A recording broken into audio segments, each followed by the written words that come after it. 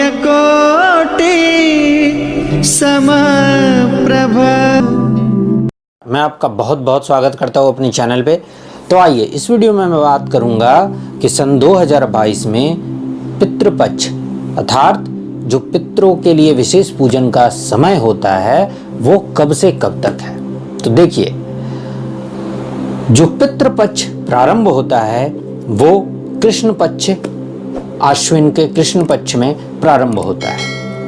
अर्थात जब भाद्रपद की पूर्णिमा होती है जो कि 10 सितंबर को है, उसके दूसरे दिन, कई लोग उस दिन से भी पितृपक्ष का प्रारंभ मानते हैं, पर प्रतिपदा जो होती है वो पूर्णिमा के दूसरे दिन से होती है। तो इस तरह से यदि आप इस वर्ष सन 2022 में पितृपक्ष की बात करें तो वो 11 सितंबर से प्रारंभ होगी, क्योंकि भाद्रपद की जो पूर्णिमा है वो 10 सितंबर को है और 11 सितंबर से आपके पितृपक्ष की प्रतिपदा पहले दिन से प्रारंभ होगी और 15 दिनों तक कृष्ण पक्ष के चलने के बाद 25 सितंबर को अमावस्या की तिथि के दिन पितृपक्ष का समापन होगा और उसके अगले ही दिन जो आश्विन नवरात्र है 26 सितंबर को प्रारंभ होगा घट स्थापना के साथ।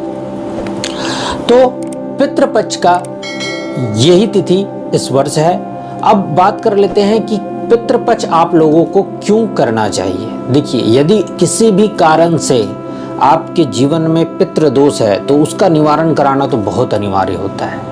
यदि नहीं भी है तो भी जो आपके पूर्वज हैं, जो भी पूर्वज हैं, आपके पुराने पूर्वज हैं, उन पूर्वज जो इस पृथ्वी को त्याग कर चले गए हैं वो पितृपक्ष के समय पृथ्वी पे आते हैं और आने वाले जो उनका वंश होता है उनके यहाँ वो भ्रमण करते हैं। वैसे तो पूरे वर्ष ही उनका आशीर्वाद बना रहता है, पर विशेष रूप से उस समय उनको पृथ्वी पे आने का ईश्वर के द्वारा आदेश है और वो आते हैं।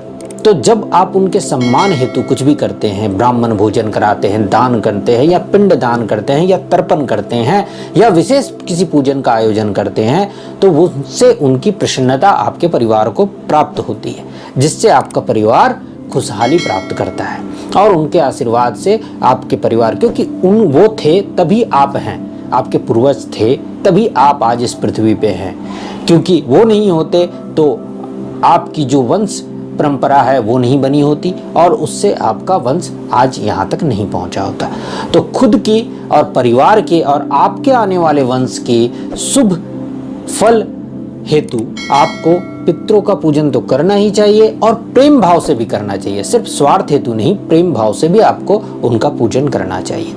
इसमें आप ब्राह्मण भोजन करवा सकते हैं, पिंड दान कर सकते हैं, तर्पण कर सकते हैं। हाँ, ये याद रखिएगा कि ये आप तभी कर सकते हैं, दान तो आप कभी भी कर सकते हैं, लेकिन पिंड दान और तर्पण जो होता है वो तभी कर सकते हैं, उनका अधिकार सिर्फ उनको प्राप्त होता है जो जिनके माता पिता पृथ्वी पे नहीं है। अगर आपके माता पिता पृथ्वी पे हैं तो आप अपने पिता द्वारा कराएं, क्योंकि ये अधिकार अभी उन्हें ही प्राप्त है।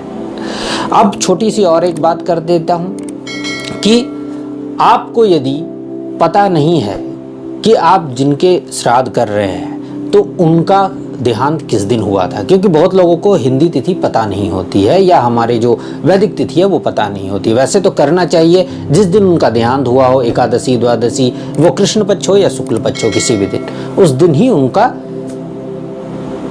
जो भी है श्राद्ध करना चाहिए। परंतु अगर आपको ज्ञात नहीं है तो आप अपने पितरों के लिए अमावस्या के दिन विशेष रूप से इसका आयोजन कर सकते हैं। हाँ, आपके परिवार में अगर सुहागन कोई भी महिला गई हो या आपकी माता जी गई हो या कोई भी महिला हो तो उनका विशेष रूप से श्राद्ध या तर्पण या पिंडदान जो भी होता है वो 9वीं तिथि के दिन होता है।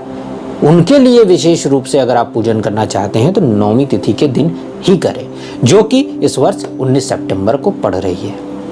तो इस वीडियो में मैं आशा करता हूं आपको मैं संक्षिप्त रूप से जानकारी देने में समर्थ हो सका। आगे की फिर किसी वीडियो में मिलता हूं, तब तक के लिए नमस्कार।